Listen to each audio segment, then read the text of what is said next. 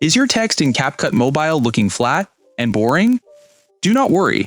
In this quick tutorial, you will learn how to style and animate your text to make your edits look clean and professional. First, open your video project and tap on the text icon at the bottom toolbar. Now, simply tap on Add Text. Type your title or label and tap on the checkmark icon. To style your text, go ahead and tap on the Style tab. Here, you can select a bold font from the font list.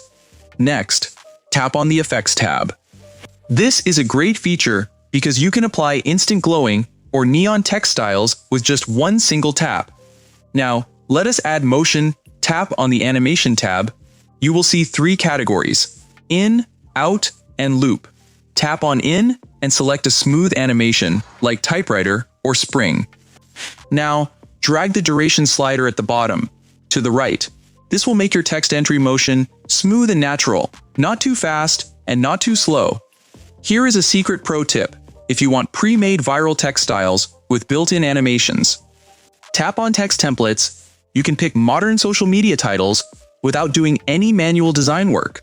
Hit play to review your clean, animated text. To continue learning from our full CapCut Mobile course, check the description box below.